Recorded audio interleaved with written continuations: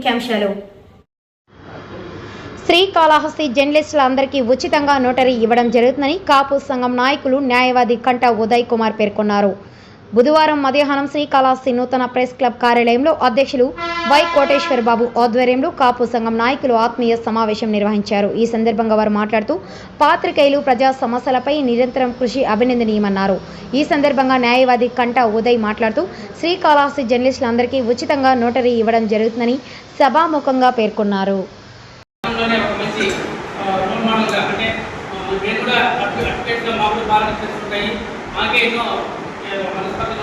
ఉంటాయి కానీ మీరు అలా కాకుండా మంచి మనసుతో వ్యక్తిని ఎన్నుకొని ఒక బాడీకి ఒక కార్యవర్గాన్ని ఏర్పాటు చేసుకొని అందరూ కలిసికట్టుగా ఉండడం అనేది నిజంగా అభినందనీయం. అని అదేవిధంగా రాబోయే రోజుల్లో కూడా ఒక మంచి వార్తలు ప్రతి ఒక్కరు కూడా మంచి వార్తలు చూపించండి.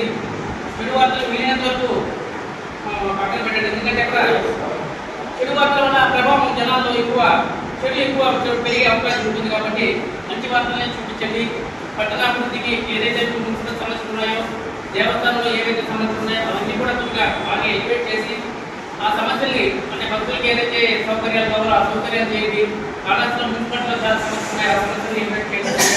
ఆ విధంగా మీరందరూ కూడా సహకరిస్తారని చెప్పి అదేవిధంగా మన ఎంఆర్ బాక్స్లో కూడా ఇప్పుడు ఈ బర్త్డేస్కి జనాలు బాగా విపరీతంగా ఇబ్బందులు పడుతున్నారు. ఈ విషయాన్ని మీరందరూ కూడా గమనించి అసలు 15 రోజులుగా వాళ్ళు పడే అవస్థ చూస్తుంటే నిజంగా చాలా బాధేస్తుంది. ఒక రోజు ఆధార్ కార్డు కానీ, ఇంకో రోజు పేరెంట్ కానీ, మరి తిరుపతిలో బర్త్ జరిగిన వాళ్ళకైతే వాళ్ళకైతే చాలా బాధపడుతున్నారు. వాళ్ళైతే తిరుపతి బర్త్ జరిగిన వాళ్ళు బర్త్ సర్టిఫికేట్ పోతే బాధలన్నింటినీ ఒక విలేజ్ నుంచి వాళ్ళు పనులు వదులుకొని వాళ్ళ కూలి పోయింది.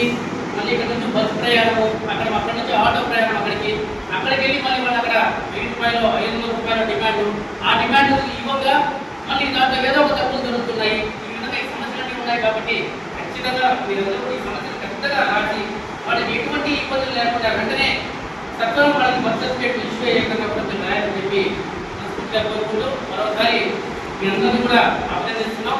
తప్పకుండా కూడా మా సహాయ సహకారాలు ఏమున్నా కూడా మేము ముందుండి ఉంటామని చెప్పి కూడా తెలియజేసుకుంటూ మరి అదేవిధంగా మీరు మీ కుటుంబానికి నోటరీ ఏమైనా అవసరమైతే నేను మీకు ఉచితంగానే ఇస్తానని చెప్పి